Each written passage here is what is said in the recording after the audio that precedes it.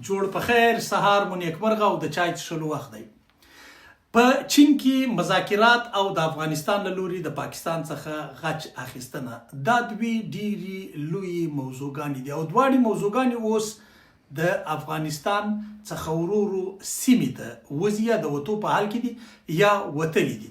د اول به د غچ اخیستو موضوع ته راسو. د سیمې 5 هیوادونو چین، سعودي عربستان، قطر، ترکیه او عرب اماراتو د افغانستان له حکومته په کلکه غوښتنه کړې ده چې د غچ مخه ونیسي. هغه غچ چې د اختر وروسته د طالبانو مشرتابه د خپلو ځواکونو ته د اخیستلو اجازه ورکړه. نو اوس دمګړی طالبان پر دې باندې فکر کوي، د طالبانو مشران پر دې باندې بحث کوي چې آیا غچ اخلو او که د سعودي عربستان او د 5 هیوادونو خبرې ته غوږ نیسو. زما په نظر، زما په اټکل یا د ډیرو نورو خلکو په اټکلو په نظر باندې تر ډیره حده پورې به ښه دا وي چې موږ د سیمې د هیوادونو خبرو ته غوږ ونیسو. غچ له موږ څخه څوک نه اخلي، خو افغانان، د افغانانو حکومت، د افغانستان اوسنی حکومت، د طالبانو حکومت باید خپل دغه 5 خواخوږي هیوادونه خوابدي نه کړي. د ټولو هیوادونو سره د افغانستان ولس او د افغانستان تجاران او د افغانستان حکومت ژورې اړیکې لري. نو د دوی خبره تر یو حده پورې پر مځکه غورځول نه دي پکار. نو یو خدا خبره ده چې تر ما پورې را رسېدلې ده چې دا 5 هیوادونو د غچ د نه اخیستو غوښتنه کړې ده له پاکستان څخه. او دومه خبره دا ده چې په افغانانو کې راټوکېدل د ځینې افغانان داسې کوشش کوي یا داسې هڅه کوي چې په پاکستان کې سوي بریدونه د افغانانو د غچ سره وتړي. قطعا نه، په پاکستان کې چې هر څوک برید کوي هغه د هغوی کار د په موږ پورې هیڅ اړه نه لري. افغان په پاکستان کې نه برید کوي، نه په پاکستان کې دننه چې تر څو پورې یوه عمومي فیصله نه وي سوي، یوه عمومي پریکړه نه وي سوي، تر هغو پورې نه ورننوځي. که پاکستاني استخبارات په خپله پر خپلو سیمو، پر ځینو سیمو باندې یا پر مکاتبو یا پر مدرسو یا پر مسجدونو باندې بریدونه کوي یا خپل مارکیټونه نړوي، چې دوی دا کارونه په تیر تاریخ کې کړي دي، دا به سبا دوی پر افغان باندې تاواني. افغان قطعا ترهګر نه دی، افغان قطعا دا کار نه کوي. که دوی کوي هغه د دوی کار دی. نو دغه یو شی یوه غوښتنه دا ده چې دا په غچ پورې مه تړئ. غچ کوو هغه به معلوم وي، هغه به اعلان شوی وي، هغه به پټ نه وي. دمګړی دغو 5 هیوادونو د نه اخیستو غوښتنه کړې ده او دا خبره ما له تاسو سره شریکه کړه. دومه خبره په دې کې د مذاکراتو ده چې په چین کې روان دي. دا یوه خبره ډېر خلک ګډوي سره یا میکسوي. چین ته تللي 5 افغان ځوانان چې اکثره یې لوستي، اکثره یې په خبرو پوه ځوانان دي، د افغانستان نوی نسل دی. دا د مذاکراتو تخنیکي ټیم دی. تر ډیره بریده پورې دا د پریکړو او فیصلو اختیار نه لري. دوی به لارې هواروي د مذاکراتو دپاره. دا لا هم تر اوسه پورې نه ده فیصله سوې چې آیا مذاکرات په چین کې کیږي. هغه مذاکرات چې د مشرانو ترمنځ دي، هغه د مشرتابه پلاوی بیل دی. زه نه غواړم چې دلته نومونه واخلم یا نه غواړم چې په میډیا کې ووایم. هغه د مشرتابه پلاوی بیل دی چې پر چیش باندې تر اوسه پورې فکر سوی دی. البته اعلان سوی نه دی چې فکر پر کېږي چې پلانکوي دا کسان به موجود وي په پلاوي کې. هغه د مذاکراتو اصلي پلاوی دی چې دوی بیا به له پاکستاني لوري سره خبرې کوي. اوسنی پلاوی تخنیکي پلاوی دی. دا د مذاکراتو دپاره لارې هواروي. د 5 ځوانان چې د افغانستان لخوا تللي دي او یو شمېر کسان د پاکستان لخوا څخه راغلي دي، په چین کې دا خبرې روانې دي او دا به تر یو څه وخته پورې دا دوام کوي او تر یو څه وخته پورې به دا ځوانان حالت وي. بله خبره مهمه په دې کې دا ده چې دا لا تر اوسه پورې نه ده معلومه چې مذاکرات عمومي هغه لوی مذاکرات چې دا به په چین کې، په اورمچي کې وي، که به دا په کوم بل هیواد کې. ځکه عرب امارات، سعودي عربستان، ترکیه، قطر او چین ټوله دا هڅه کوي چې د پاکستان او افغانستان ترمنځ روغې جوړې ته لاره ورکړي. بلکې په دې کې یو تر ټولو بل مهم اړخ دا دی چې پاکستان، تاسو خبر یاستئ چې په اقتصادي زوال اخته دی. پاکستان په ډیر بد اقتصادي جنجال کې راښکېل دی او پاکستان تر ډیره بریده پورې کوشش کوي چې د ډیورنډ پر کرښه باندې دروازې خلاصې کړي. دوی د ماته زما سرچینو وویل چې د سعودي عربستان، د قطر، د ترکیه، د چین او د عرب اماراتو چارواکي هم په یو ډول دا خبره کوي چې ښه ده چې دا دروازې خلاصې شي د اقتصادي دهلیزونو دی. اصل مسله د ایران جنگ خرابه کړې ده. د ایران جنگ دا دی چې پاکستان یوه لاره اوس نه لري. د پاکستان ایران ته چې به پر کومه لاره باندې تله یا به منځني ختیځ ته د افغانستان سره تر شخړې وروسته خپل مواد استول د منځني اسیا هیوادونو ته، په ایران کې جګړه روانه ده. دا کار دوی اوس نشي کولی. دومره خبره دا ده پر افغانستان لاره پر بنده سوې ده.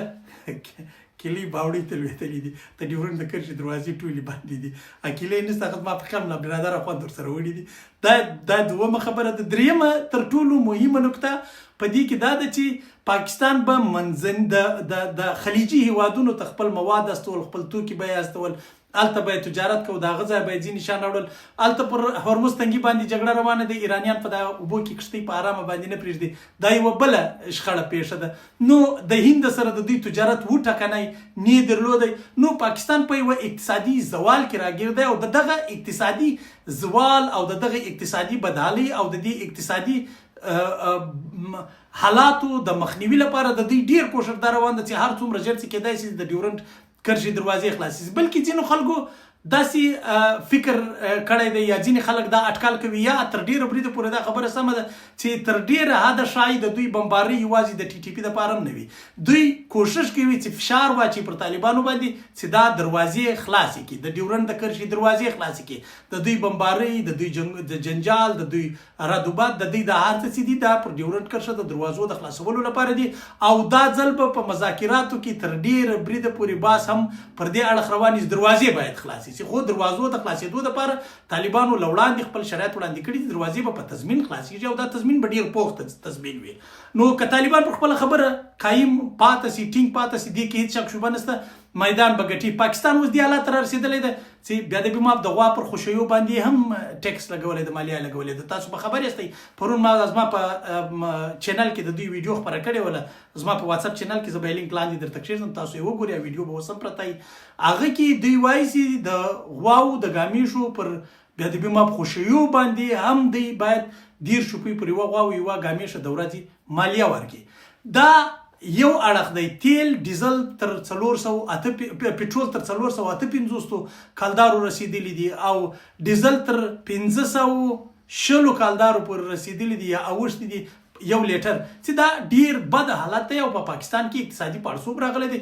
ډیر امکان لري چې دا اقتصادي حالت پاکستان مات کې پاکستان راغوځار شي او د پاکستان پوځ دړې وړې شي ځکه که دا حالات داسې پاتې شي او د دوی د تجارتي لارې هم داسې باندې پاتې شي دې کې شک شوبه نشته پاکستان به ډېر بد خوږېږي. اوس دغه خبره چې د غچ ده او د دوی څخه غوښتنه شوې ده چې غچ مه اخلئ زما په نظر باندې ښه دا ده د سیمې هیوادونو نظر ته په درنه سترګه وکتل چې غچ له افغانانو څخه هېڅوک نه راګرځي یا نن یا سبا یا میاشت بعد یا کال بعد اخیستلی سو. اما پکار دا چې د سیمې هیوادونه موږ خوابدي نه کړو او خپل لاس مو همیشه همداسې خلاص وي ودوی ته او په روڼ مخ په سپین مخ باندې د سیمې له هیوادونو سره خبرې وکړو چې پاکستان دا کوي. بل مهمه خبره دا پیښ ده په پاکستان کې ډېرې سختې جګړې سر وهلی دی. ځینې خلک داسې فکر کوي دا جګړه پر غچ تاواني دا قطعا زموږ د غچ سره نه تړاو لري نه له موږ سره تړلې ده نه دي څوک له افغانانو سره تړي هغوی په خپل کار کې بلوڅان ازادي اخلي او ټي ټي پي هلته اسلام راولي هغه د دوی کار دی چې هر څه کوي په موږ هېڅ اړه نه لري. نو زموږ دپاره دا شیان مهم دي او زه بیا درته وایم پلاوی تخنیکي دی خو یوه خبره بله یاد در سره وساتئ ډېره مهمه ده دا ویډیو شریک کړئ چې خلک خبر شي او ډېر فشار هم وانه چوي.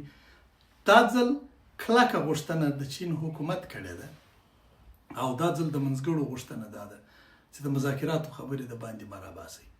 زه په خپله په دا عقیده یم چې طالب دې ژمنې ته ژمن دی او په کار هم د چې ژمن پاتې شي. پاکستان دا پلاوی هم افشا کوي دا پلاوی هم رسوا کوي او دا شان د دوی د خوا څخه راووتل او خبرې هم داسې پاتې شولې. د خبرو نتیجه چې څه وي هغه به ښکاره کېږي اما پرېکنده نه ده پرېکنده نه ده. دا خبرو ته لاره وري. دا پلاوی د خبرو دپاره پلاوی دی لکه تیرو ځلونو کې هم داسې تکرار شوي دي. نو دا څو موضوعات ول ما در سره شریک کړل. هیله د جوړ روغ واوسئ ژوندي واوسئ خوشحاله واوسېږئ.